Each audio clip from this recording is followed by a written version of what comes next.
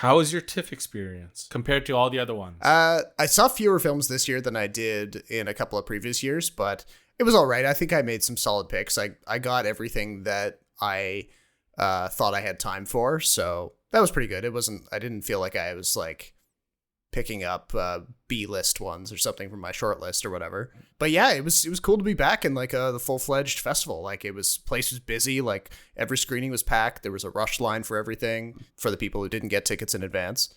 And it was just a good atmosphere. Actually, the last screening I went to, which we'll talk about a little bit later, Banshees of Inisherin, it had one of the most like lively, entertained audiences that I've been in a while. Like, that's always fun. We have all these traditions at TIFF. Like people will clap along to the big corporate sponsor if there's some sort of beat in it. So like this year's major sponsor was the jewelry brand Bulgari, and it was like Zendaya and Anne Hathaway just sort of vamping it up in this Paolo Sorrentino directed commercial, and there's this kind of beat that goes in the background. And so everyone had seen the commercial so many times by the end of TIFF. Everyone was just sort of clapping along, like kind of sarcastically making fun of it. I don't remember that when I went. Yeah, it was. It sort of depends on the year. Like if there's a commercial that people are really annoyed by, they'll just start making fun of it in that way.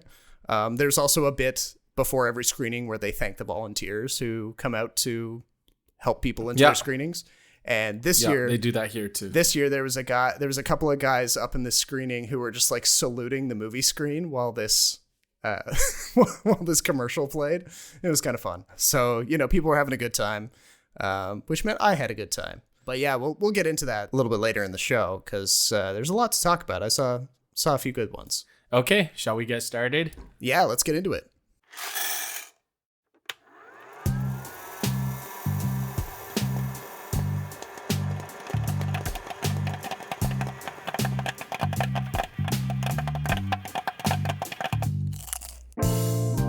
Welcome to the Extra Buttery Podcast. It's a show about movies, TV, anything with a story and actors on a screen, really. Join Jason Chan and Robert Snow's free-flowing conversation with deep dives into characters and plot with the occasional salty opinion. So get your popcorn, I got mine right here. Let's start the show!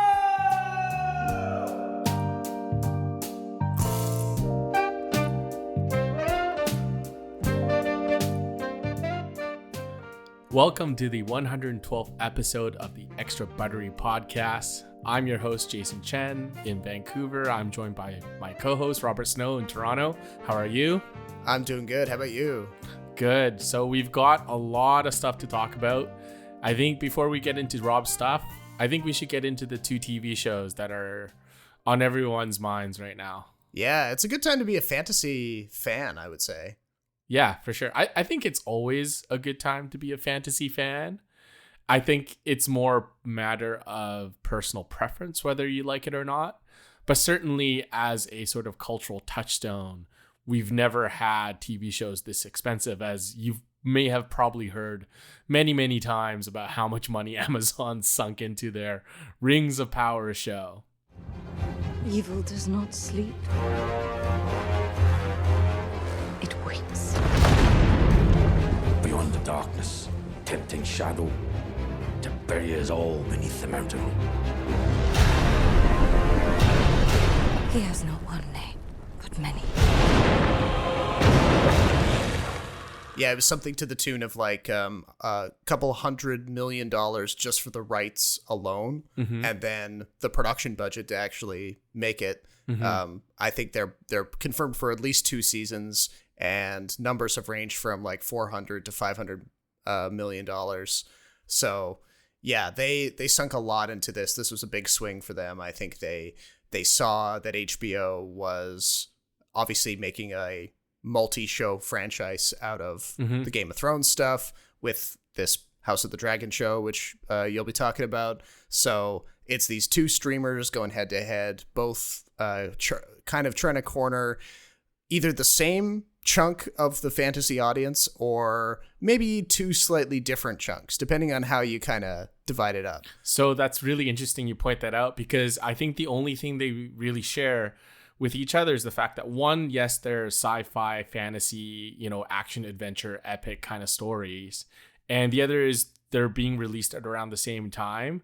But otherwise, other than that, like character-wise, plot-wise, I don't see a whole lot of similarities. True. I think they kind of occupy a similar space, but it's kind of like a Venn diagram where the similarities between the two aren't as big as you think. Yeah, in as much as that, like they're set in pseudo medieval worlds, and there are fantastical creatures and people in big gowns and tunics and their swords and bows and arrows and stuff like that. They both have dragons too. Yeah. So to the tune of roughly about $500 million a season, $1 billion overall for the Rings of Power. Do you want to set it up for us? Because from what I understand, this is not anything that's based in the books. No, well, I mean, you have to define what you mean by books, because it's not based on a book as like Hobbit or the 3 Lord of the Rings movies were. True. And there was a lot of people going in thinking that, Peter Jackson and Warner Brothers already adapted Lord of the Rings and The Hobbit. So people assumed that the next logical one to adapt would be the Silmarillion. Unfortunately, that book covers thousands of years of mythology in Tolkien's world, and it's not quite as cut and dry the way Lord of the Rings and The Hobbit are. There's not the same kind of like easy climax and resolution. It's a lot of mini climaxes and mini resolutions over a period of a long space of time. And Amazon didn't get the rights. The rights that they did buy for that crazy figure were actually for the appendices contained in The Return of the King. So this is like, picture a glossary or a dictionary that was laying out the timeline for a lot of things that came before the events of The Hobbit and The Lord of the Rings, but also not the Silmarillion. How familiar were you with the appendices, like the info in the appendices?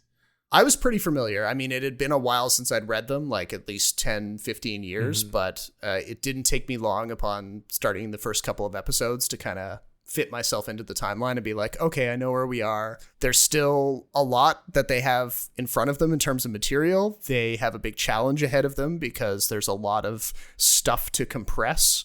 I don't think that they could very easily have something resembling a TV show without throwing a lot of material out and putting a lot of new material in. So we do see a lot of characters that didn't exist at all in any of Tolkien's writings being invented here for the purposes of like filling certain roles within a classic narrative. So you have to have your brave hero. So this time out, it's Galadriel, played by Morfydd Clark.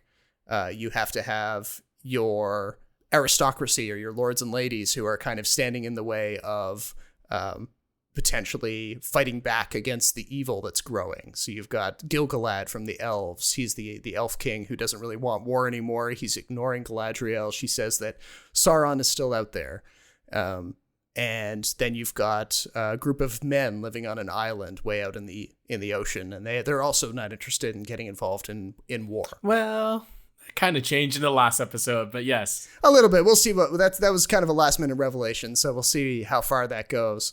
But did you have any, like, based on what you've seen in the first 4 episodes, it's the first half of this first season. Do you have any like unanswered questions right now about where it's going? Yes, a lot. Okay. So it's actually good that like I have someone to lean on who's more familiar with the source material. I just didn't want to say though, like, it did require a lot of setup in the first few episodes. Oh yeah, it's very dense. Like there is a lot of exposition, and that's not unlike the movies. Like the movie starts with this huge prologue, and if you watch the extended version, there's even more exposition about like the whole thing. Like Bilbo's birthday actually runs for 20 minutes. Oh, it's a big yeah. And it like literally nothing happens other than Gandalf smokes some weed and whatnot. Yeah. But one thing that really the show didn't make clear to me is what was the difference between Morgoth and Mordor and Sauron. Like, what is the relationship there? Yeah, that's an important one. Yeah. So when the show begins, we're taken way back in the timeline, all the way to a period in the mythology that we haven't really seen on screen before, and certainly not in like The Hobbit or The Lord of the Rings. A lot of people probably don't know that there's actually a whole pantheon of gods and goddesses in Tolkien's world that had kind of pulled back from Middle-earth, any kind of involvement in Middle-earth by the time The Lord of the Rings happens.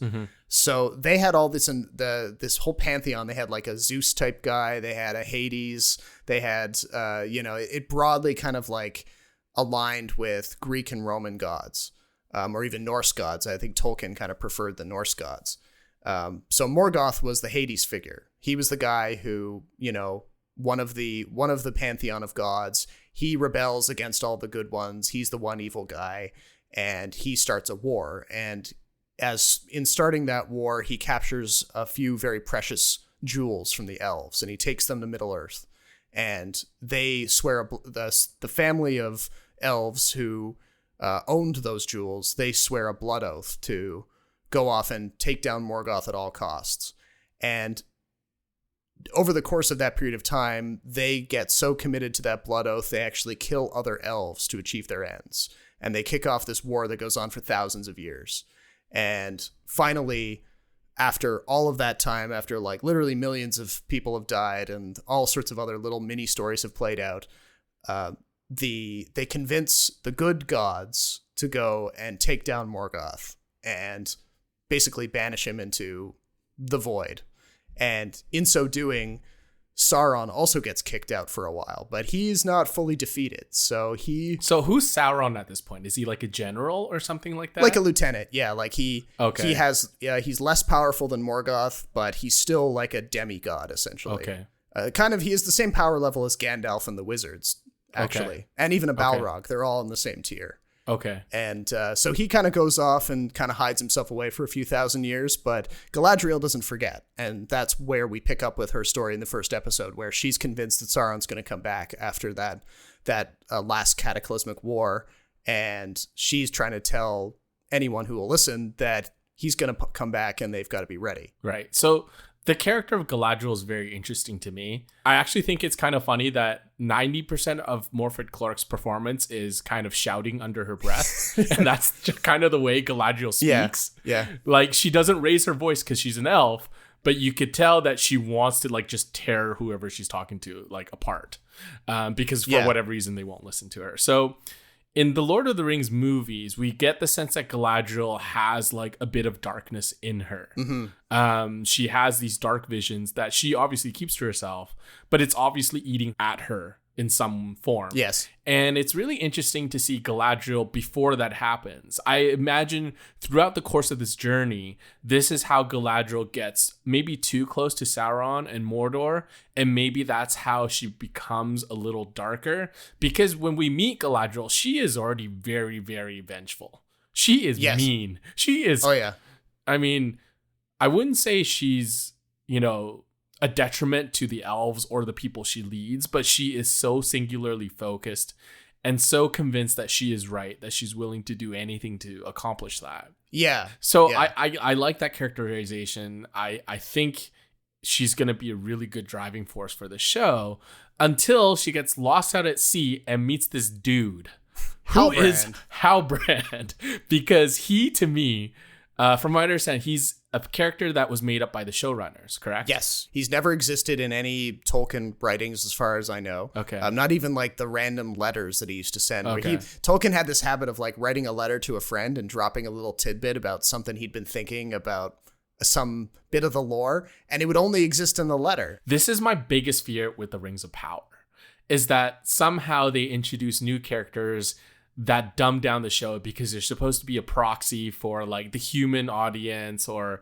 some sort of moral, compass or something like that.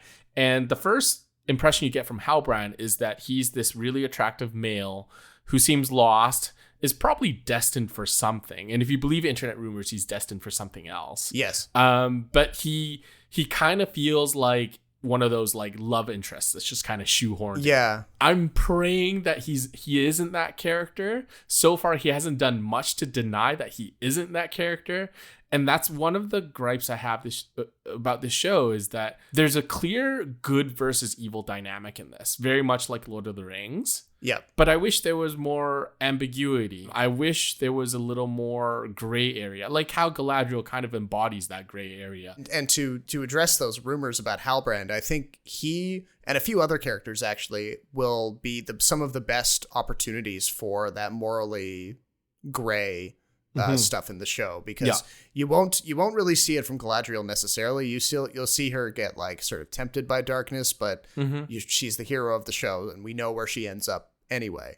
But as for someone like Halbrand, because he's brand new, he's been invented by the writers. It's kind of open season on him, and there's been a lot of people saying, "Oh, well, maybe he's actually Sauron in disguise." Sauron, in the mythology, Sauron comes to Numenor and he corrupts the people, and he's responsible for Numenor destroying itself. So just to interrupt, isn't that why Isildur is in the picture? Because as I remember, he was one of the kings who was corrupted by the rings. Yes. And I had always thought that he was the Witch King. No. So, but he is one of those riders, right? No, he's not. He's not? No. So Isildur, who we meet as a young man starting in episode 3, he is the son of Elendil. Yes. So you see Elendil very briefly in the Fellowship of the Ring movie, in the flashback to the battle in Mordor. And he's the king of Gondor who is thrown against the rock by Sauron. He dies. Isildur picks up the shattered sword and then cuts the ring off of Sauron's hand. So Isildur goes on to take over the throne of Gondor from his father, and he takes the One Ring for himself and keeps it for a little while, but he's actually killed by orcs. Right, he's ambushed. He's ambushed by orcs. A couple of years after the events of the beginning of that flashback, they zip forward a couple of years, and he's ambushed, he's shot by arrows, he loses the ring in the river, and then the ring stays in the river for thousands of years until Gollum finds it. So he never becomes a ring wraith. So there's all of this stuff that's going to happen probably next season or even a subsequent season, like maybe season 3, who knows, where we'll see Numenor turn to evil, and like Sauron will come in, he'll take the form of somebody, he will appear in Numenor, he'll convince them that they don't need the elves, that they don't need the gods and goddesses anymore, and he will tell them, hey, you guys can get eternal life like the elves if you just go and attack the gods and goddesses. So they get in their ships and they try to sail to the Undying Lands. The gods and goddesses don't like that. They destroy Numenor as a result. And Isildur, his father, and a small group of men, they sail to Middle-earth to found Gondor at that point. Okay. So that's how that all takes place. That's pretty cool. So in the Lord of the Rings, Frodo gets this vial of water called the Light of Elendil. Is it not? Yes. Is that related to this dude? Not directly. Not directly. Okay. Elendil is Elendil the man is named after a star that. Oh, I see. And that that vial of liquid is more from the star, not the not man. Numenor. Oh, I see. Okay, so that was kind of the confusion.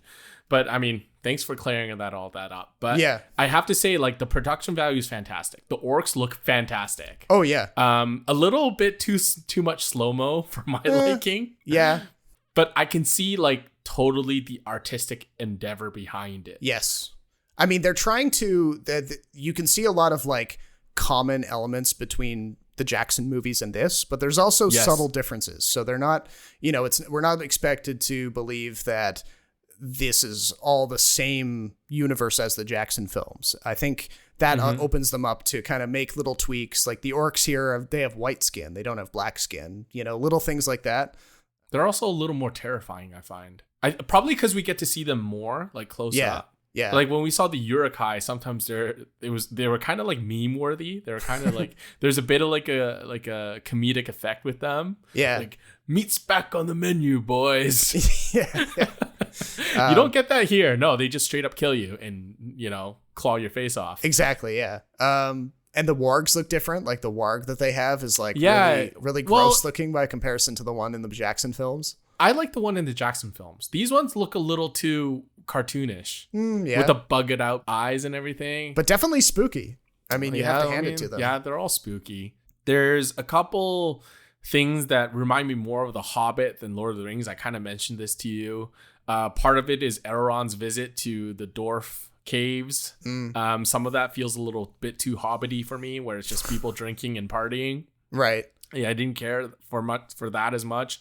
The little boy who finds the hilt of the sword, he annoys me a lot. Yeah, I'm not sure what they're doing with him. I mean, they're obviously seeding the ground a little bit with like people who may go on to be the ring wraiths. Yes. That's a thing. So like we see the guy who's leading the orcs. He seems to be like a former elf, maybe.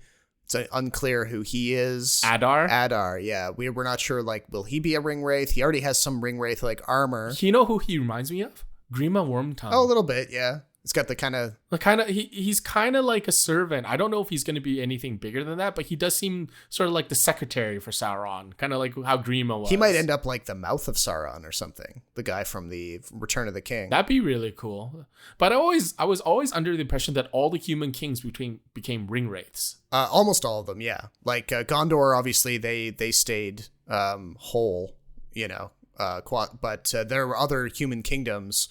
I guess the Kingdom of the Southlands being one of them, who, their king was offered a ring by Sauron, and then they took it and became a ring wraith eventually. So and how do the Harfoots basically become the hobbits? I was under the impression the Harfoots are a hobbit family, not. They're sort of a hobbit. They're a hobbit community. They're the ancestors of the hobbits. So okay. I mean, as far as the mythology says, the stuff that Tolkien wrote, they're not supposed to be too involved in the events going on around them. They're essentially supposed to eventually migrate over the mountains and found the Shire. That's really all they're kind of destined to do.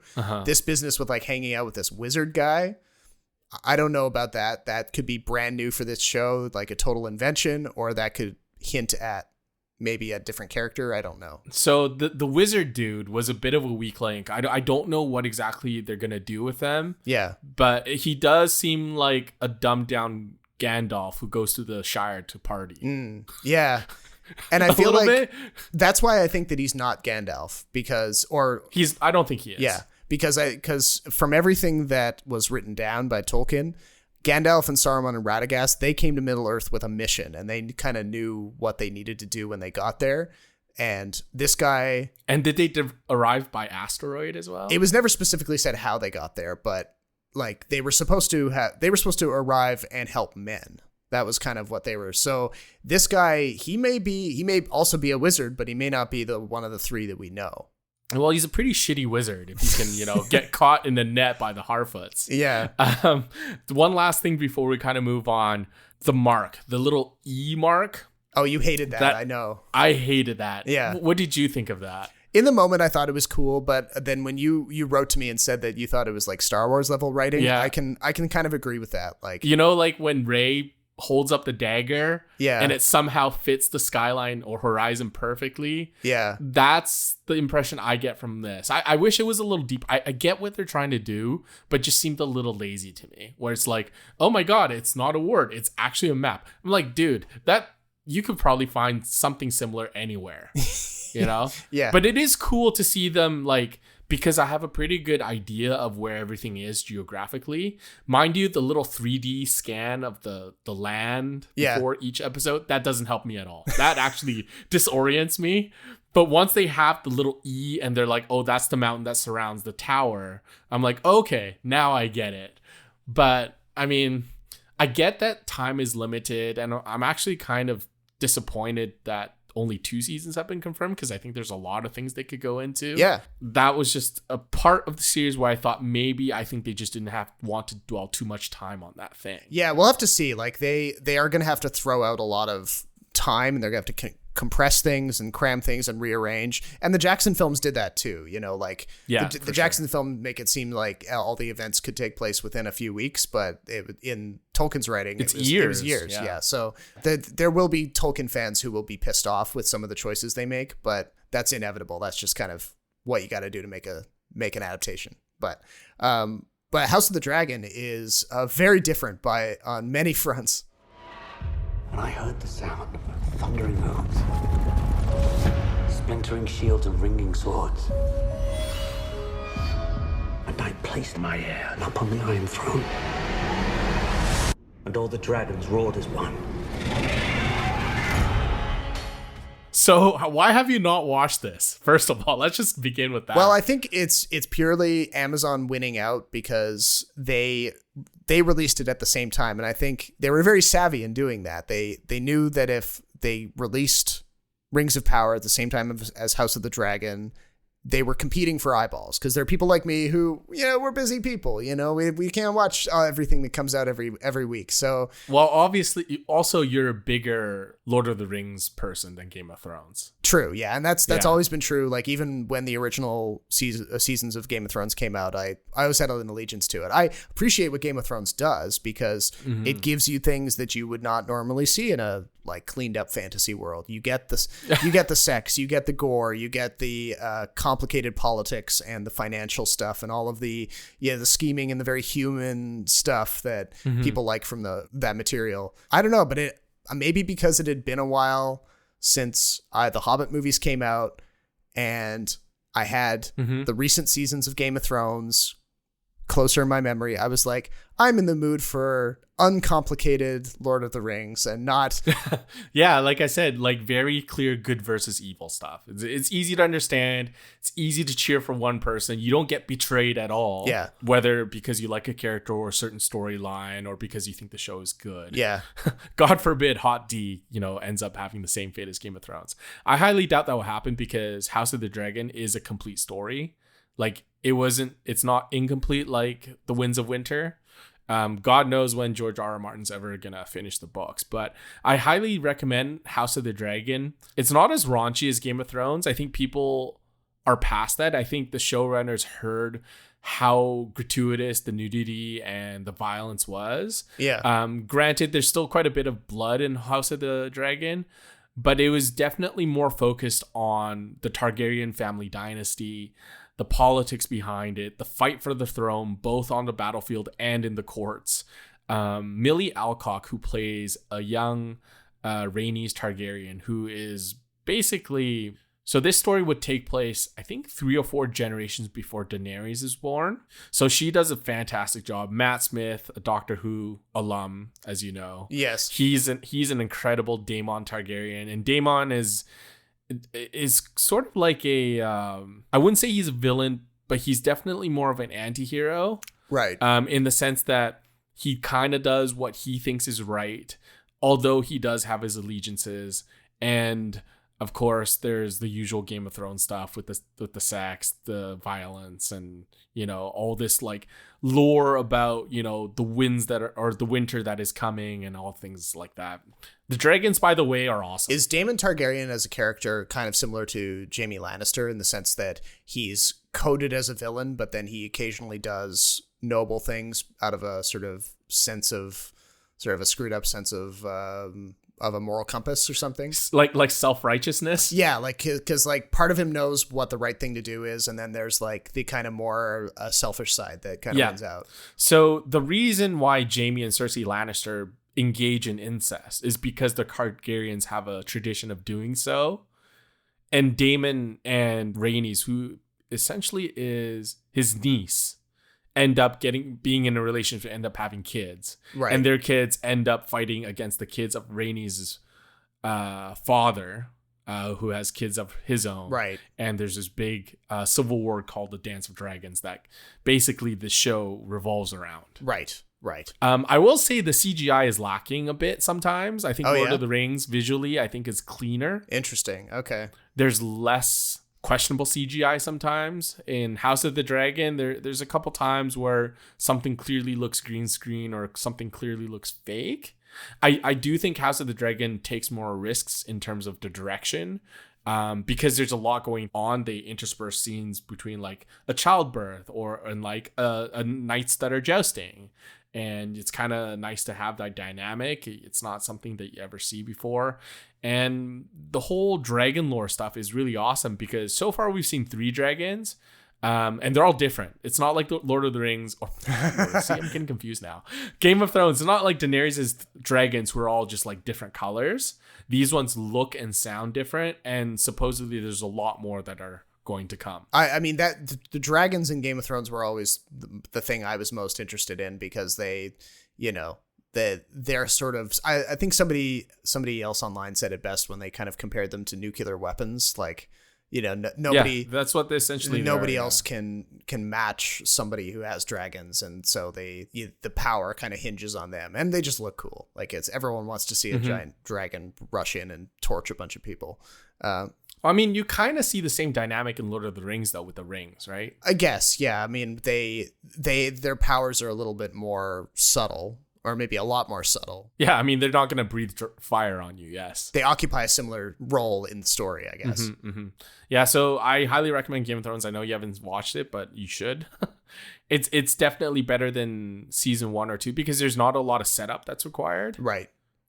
Because it's still pretty fresh, and it's close to some of the best seasons from Game of Thrones. It's not quite there yet because we haven't hit a fever pitch with some of the conflicts yet. So we'll see how it goes. Do you think there are opportunities in House of the Dragon for the kind of Easter eggs that Rings of Power has been dropping? Yes, there's a whole ton. Okay. So like, dedicated fans will recognize certain things and then be like, ooh, and then they can kind of explain to the person they're watching, like, that's the thing. Like, yeah, exactly. So one of the big things is this little dagger that King Viserys carries around is the same dagger that Arya Stark and Jon Snow used to kill the Night King. Oh, okay. Huh. Yeah. So that's kind of like taking life on its own. And they're obviously the same families and ancestors of the characters that we know from Game of Thrones. So it's easy to kind of tie it in. Right. There is a weird appearance by a pug, a French bulldog, I think. No, it's a pug. Pops out of nowhere for whatever reason, and it kind of threw me off a little bit, but then again, I mean, it's better than an Ed Sheeran, cameo, so. Yeah, that was one of the weirder things that Game of Thrones did. Oh, but you should watch for Matt Smith. Matt Smith, so far in that whole universe, probably a top 5 actor / character. Right all right, I can get on board with that. I mean, as you know, I was a longtime Doctor Who watcher, so and I liked his run as the character. So yeah, that's a selling point. Well, should we change gears and talk about TIFF? Yes, do it. All right. So 2022 Toronto International Film Festival is now behind us. We're recording the day it wraps up, and the People's Choice winner has already been announced. It is Steven Spielberg's The Fabelmans. Really? So yeah, you can look for that to have a huge Oscar push behind it, I would say, because the winner of the People's Choice Award at TIFF frequently goes on to be a top contender for Best Picture. Sometimes it even predicts Best Picture in some years. So we should have a very interesting year this year. Yeah.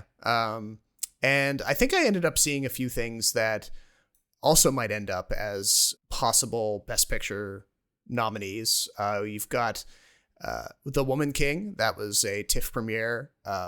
It's definitely headed for Best Picture. It's one of those kind of crowd-pleasing historical action epics that has a lot of like lines that are very specifically written to kind of like do a big like yeah kind of reaction from the audience. I heard someone describe this movie as Gladiator but with a woman. A little bit. No, she doesn't get enslaved and then claws her way back to prominence the way Maximus does in Gladiator, but it's got a lot of shared DNA. So that's definitely going to be in the conversation. Empire of Light, the new Sam Mendes film. So this wasn't good, eh? I really like Sam Mendes. Well, I mean, some of the critics who saw it at the Venice Film Festival thought that it was very cloying and kind of over earnest, if that makes sense. Please elaborate. I'm a little confused. So Empire of Light takes place 1980, 1981, south coast of Britain. Okay. At this sort of decaying 4-screen movie theater. And it's managed by Colin Firth, guy playing this kind of dude whose marriage is failing, and he's kind of carved out this fortress for himself in this movie theater, and he's got this kind of fraying crew of ushers and concession workers underneath him, and they're all managed by a character played by Olivia Colman, who is she's kind of a woman who, she's not married, she doesn't have kids, her background is a little bit hazy when we meet her, and she does her best to kind of keep this place going, but 2 of the 4 screens at the movie theater are closed. They're in disrepair. They don't get a lot of customers anymore. There's like racist gangs hanging out on the beachfront. Okay. And so we follow Olivia Colman's character for most of it, and we learn that like she has a history of mental illness, and she's having a hard time kind of finding things in life to enjoy. And the character played by Colin Firth expects sexual favors from her in the evenings when they're closing up the movie theater. So it's like her life is kind of sad, and she's very vulnerable. And into this situation comes a new employee played by Michael Ward, who's a young black man, and he forms a friendship and then later sort of a romantic relationship with the Olivia Colman character. And together they sort of, find a new reason to enjoy working at this place and to, live in this town. And there's nothing really wrong with it. It's just very earnest. It's one of these movies that's in love with the concept of going to the movies and believes that. I thought you loved that stuff. Well, I do. I mean, in my weaker moments, I'm like, yeah, movies can fix everything, but the more you think about it, the more you kind of see it as like, depending on your mood, you might find it a little bit manipulative, a bit kind of sugar sweet, and not all that substantial. It sounds like a one of those like British literary fictions that's been adapted into a movie. A little bit. I don't know if it's based on a novel or if it's an original work, but yeah, I think it's partially based on Sam Mendes's boyhood growing up in that period of time in England. So which character is he supposed to be? Well, that's the thing. He interestingly enough, like there's been all sorts of directors who have made movies where they kind of semi-autobiographically, capture their childhood. The Fabelmans, which one we were talking about before, is an example of that. Kenneth Branagh just did one too, didn't he? Yeah, Kenneth Branagh. So like there's a lot of directors going around right now that are kind of doing this thing. Sam Mendes doesn't create a character for this movie to kind of be his proxy. Mm-hmm. So he's not really present in it. But yeah, I think it's the kind of movie that will make it pretty far in the Oscar race because it is so sweet, and it's going to hit people it's going to tug on the heartstrings for a lot of audience goers. Right in the feels. It's going to hit you in the feels, It might annoy critics, but, it's beautifully shot. I mean, Roger Deakins is a cinematographer. Yeah, Mendes and Deakins. You can't go wrong. Anything directed by Mendes, actually, just visually is so appealing. Is there a lot of stuff with windows? He loves windows. Lots of windows. Yep.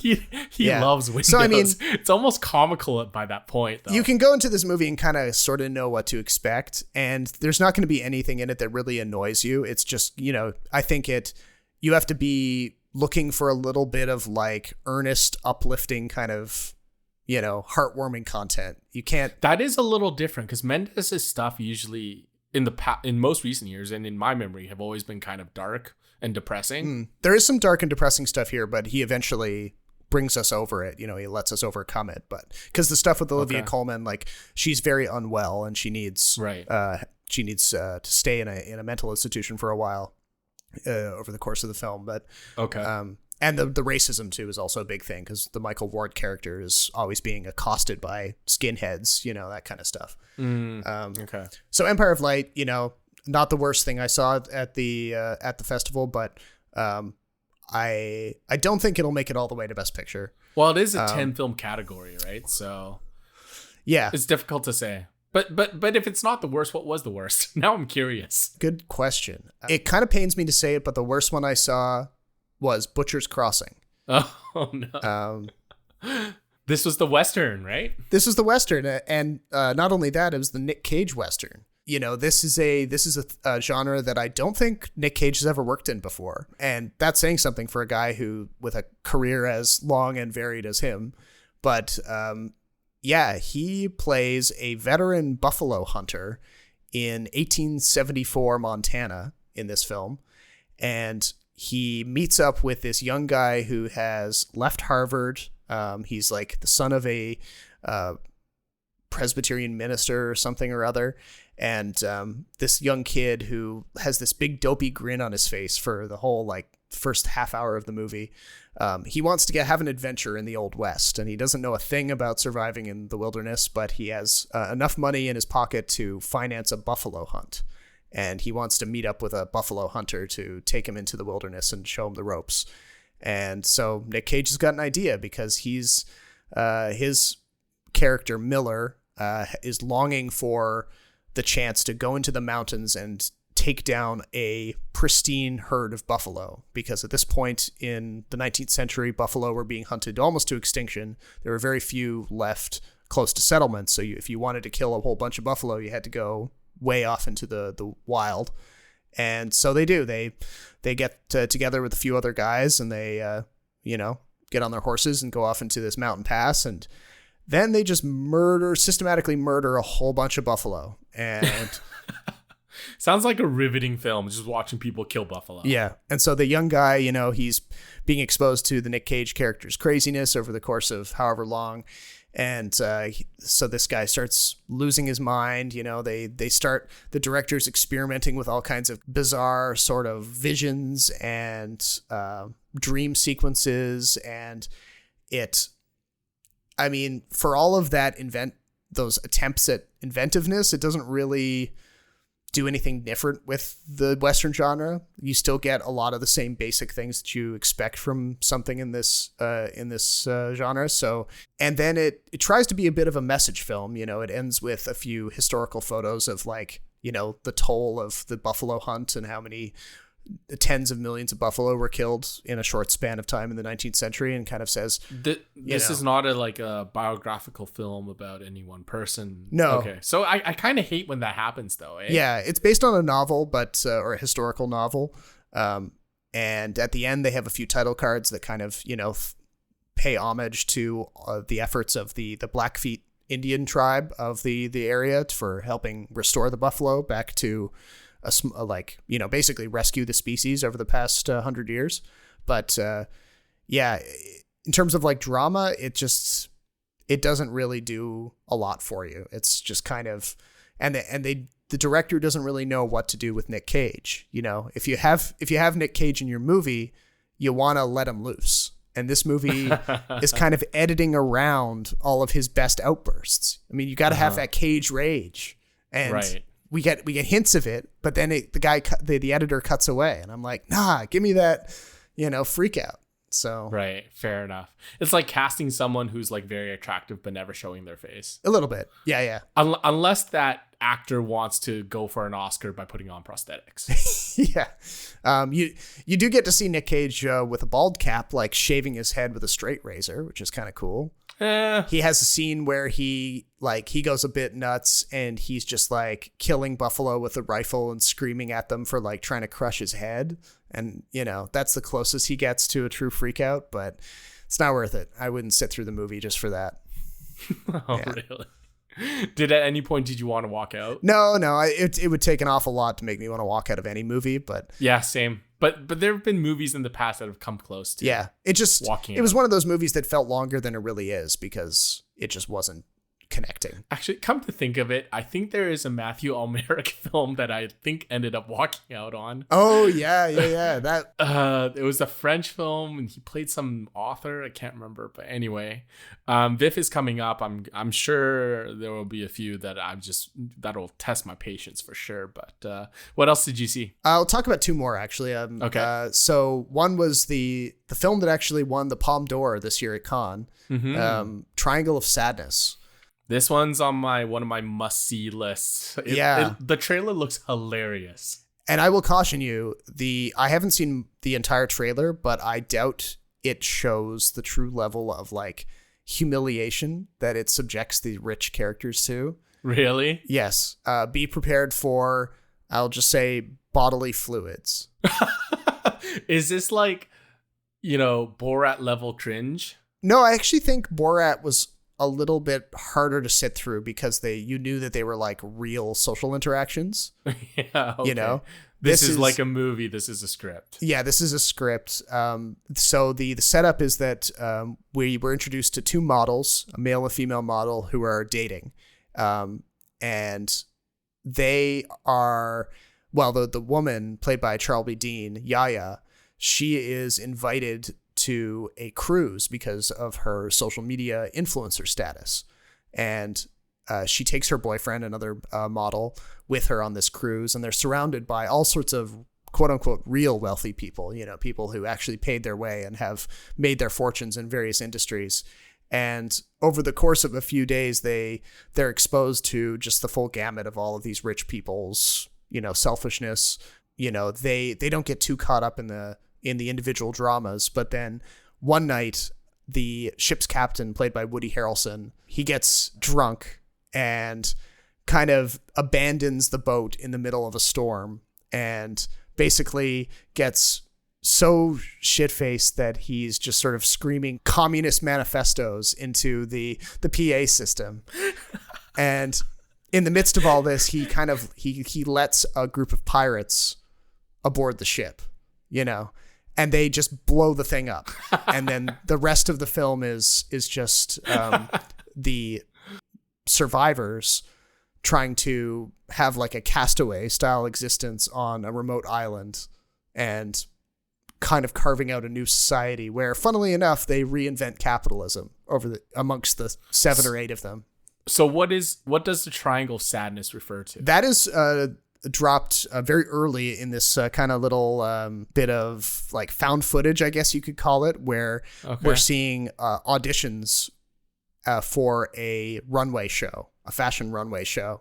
And one of the people conducting the audition says to the male model character, "Oh, can you relax your triangle of sadness?" Which is just like the eyes and nose and forehead. The eyes and nose, and just it's like a modeling thing. So, I think part of that shows up on the trailer, where they're like, "Oh, you're modeling for H&M, look happy. Oh, you're modeling for some other high end brand, look really mean." Yes, that's the opening sequence of the film. So that's how we're introduced to the model characters and how they end up on the boat.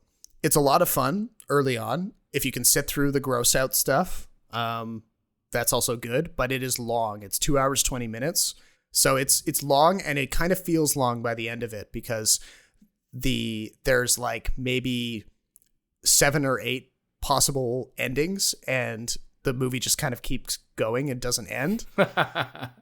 So it's a Christopher Nolan a little film, bit, basically. Yeah. And you kind of get into this headspace where you're like, all right, I get the point. He's the director, Ruben Östlund, has been making fun of these rich people for so long. You're like, all right, I don't need to see another scene where they get further humiliated. Yeah.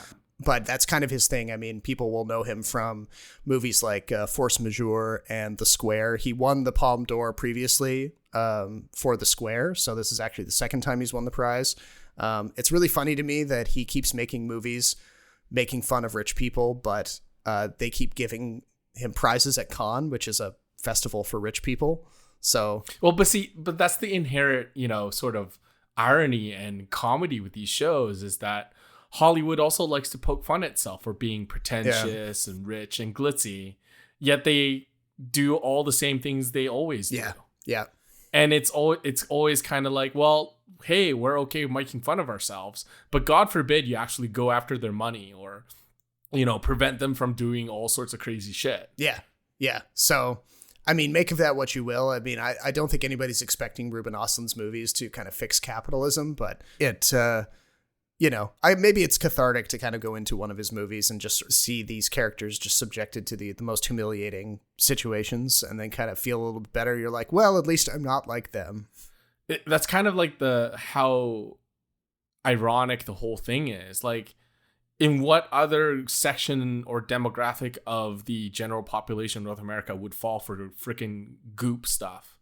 So I'd recommend that. I mean, it wasn't my absolute favorite, that I saw at the festival, but if you get a chance to see it, check it out, especially if you've liked Force Majeure or The Square. But to close things out, I'll talk about the movie I just saw last night, my final film of the festival, and my favorite one of the festival, The Banshees of Inisherin, the new film from Martin McDonagh. And I was so glad to get tickets to this one because it was definitely my most anticipated one of TIFF, and he delivered. I mean, people who like In Bruges, Seven Psychopaths, Three Billboards Outside Ebbing, Missouri, we've got another winner on our hands here. Like, it is that classic blend of humor, violence, melancholy that you would recognize from all those previous films. This one's set in 1920s Ireland, in this tiny island called Inisherin off the coast of the main part of Ireland. And the setup is almost like stupidly simple. It's just about how a character played by Brendan Gleeson decides one day that he doesn't want to be friends with his best friend anymore, played by Colin Farrell. And Colin Farrell's character, Patrick, is baffled by this. He doesn't understand. These two guys have been friends their whole life, and he can't get his mind around the fact that Brendan Gleeson's character doesn't like him anymore.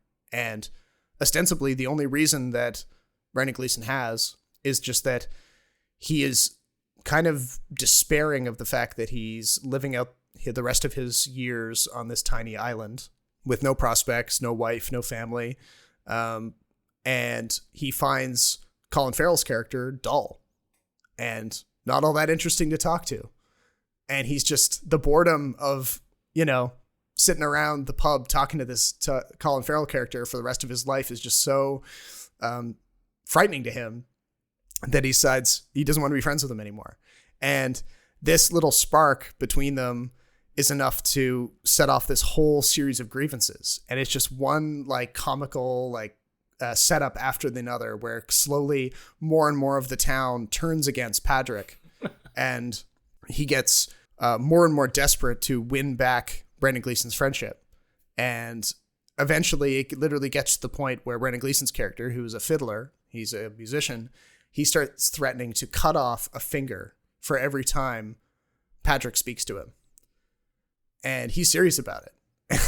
Why is Patrick so hated? He's just dull.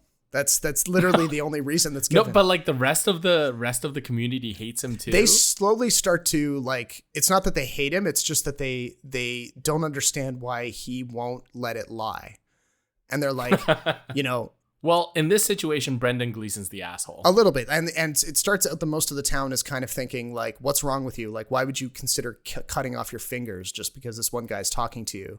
But the more serious he gets, the more the town is kind of well, I mean, the simplest solution here is just for these two guys to not talk to each other anymore. But Patrick won't let it alone. Well, because they probably need a fiddler. And if he cuts off one of his fingers, he can't be a fiddler anymore. Yeah, it gets harder and harder for him because he does end up, not to spoil things, but, some digits. Kind of just did spoil some it. digits start disappearing, let's just say.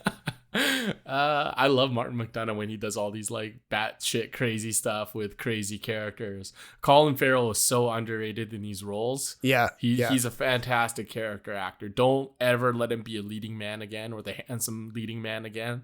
He needs to do this stuff for the rest of his career, and he'll have a very, very good career. I 100% agree. Not that he already has. Now, I will say that the first 2/3 of this movie are a laugh a minute. There's something funny happening constantly, but as it gets into the final third, it gets a lot more melancholy, and the stakes start to kind of catch up with the characters, and you're like, oh, okay, it started funny, but now it's getting kind of serious, and so you kind of have to be prepared for that. But there's a few other great little moments sprinkled in that don't have anything to do with Colin Farrell or Brendan Gleeson. You've got Barry Keoghan in there playing another weirdo, which he's so good at. He's actually he's playing a character named Dominic, who's more of the town idiot, basically, who is even less liked than Patrick. So he's just sort of lolloping around, just causing trouble. And then you've got the owner of the town's general store who does, she's such a gossip that she will steam open people's envelopes and read their mail before she gives it to them. Just little kind of details about the way these tiny towns operate, like rural country life. And parts of it actually felt kind of familiar to me growing up in Newfoundland. Obviously it was like 60 years later, but who is the dull friend that you've threatened to, basically cut off from the rest of your life? Yeah, I don't think I've ever been mad enough at somebody to threaten to self-harm to get them to shut up. But now that it's on the table. Well, who's the one friend that you dumped because they were too dull? I can think of a few. Is it the guy who's like, oh my God, Pirates of the Caribbean was the best movie ever? I have heard that. You laugh, but I have heard I believe it. Yeah, there's got to be somebody who's still earnestly watching those movies. And this wasn't like not even the first Pirates of the Caribbean, which is actually good. This was like At World's End or one of the sequels. Yeah. I mean, the Jerry Bruckheimer kept making those things because somebody was watching them. Until they stopped. And it lost a whole bunch of money. Yeah. So, yeah, I would say, who knows? Maybe Banshees of Inisherin will end up in the Best Picture running. I don't think it would win. It's too... It's not their cup of tea. No. People will recognize it for what it is, like how hilarious and well-crafted it is, but it's not enough of a crowd pleaser, enough of a mainstream type of thing to get Best Picture. Well, it's kind of like In Bruges, right? Like, I think it only had one nomination for screenplay, and then other than that, it didn't get anything else. Yeah. So it'll be a similar story with this, which is unfortunate because, against some of the things that I'm sure it'll be nominated against, it's probably more deserving, but that's the Oscars for you. Are you excited at all for The Fabelmans, knowing that, it's getting this buzz behind it, or are you kind of like meh? I'm kind of meh because it's Spielberg. I appreciate a lot of his films, but he's never been like a must-see director for me. Right. I mean, Saving Private Ryan's incredible.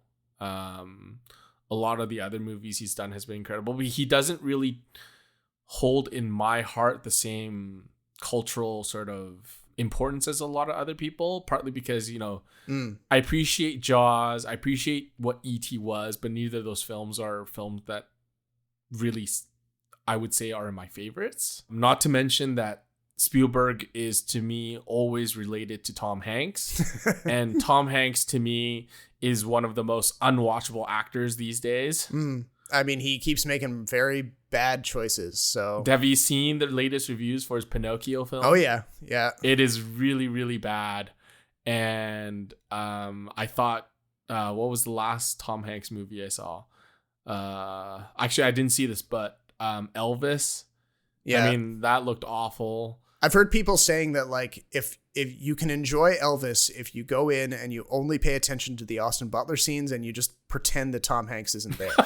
So Austin Butler's actually watchable in that? No, that's a pretty because apparently it's kind of like a Rami Malek in Bohemian Rhapsody type performance where he just like he is the character and like he's doing such a good job, but like the problem is that it's Baz Luhrmann and Tom Hanks. Yeah, so well, that's really interesting because Austin Butler looks nothing like Elvis. No, yeah, I agree. Yeah, like he does not give off the same vibe at all. In fact, he gives off a very different vibe. But Banshees of Inisherin is coming to VIFF. Is there anything else at VIFF that you want to set up? Because we'll probably be talking about that in the next episode. Oh wow, okay. Well, I'm slightly unprepared for that question. Oops. But there's that Koreeda film, Broker. Oh yeah, I'm looking forward to that. Yeah. There's a Korean actress in there. Her name is IU, just like the letters IU, but it's a stage name. She is a very famous K-pop star in Korea. Oh. And she did this Netflix TV show called, I think it's called My Mister in English. But she does an incredible job in it. She has like serious acting chops. So I'm looking forward to that one for sure. Some of the stuff you mentioned, I'm going to go see or try and go see Inisherin, Triangle Sadness. There's a couple other, smaller projects that I'm interested to see. Some of them are from Hong Kong or Japan or Taiwan. These are some of the films that we would otherwise never get a chance to see unless we're in those areas or at the film festival. But yeah, I think that about does it for this episode. Come on back next time. We'll probably be catching you up on not only VIFF, but also maybe a bit more of Rings of Power and House of the Dragon. Maybe even the messy tale of Don't Worry, Darling. because we haven't talked about Oh, any of that stuff. are we actually going down that path? Are we going down that celeb gossip path? It's coming out in like a week, and I feel like, we owe it to ourselves to see what all the fuss is about. So, I mean, we both like Florence Pugh, so I think that's probably the connection there. all right. Well, until then, my name is Robert Snow in Toronto. And my name is Jason Chen in Vancouver. Thanks for listening, and we'll talk to you next time. The Extra Buttery podcast is written, recorded, and produced by Jason Chen and Robert Snow. Thank you for listening, and don't forget to rate and subscribe on the podcast platform of your choice. And remember, popcorn is always better with extra butter.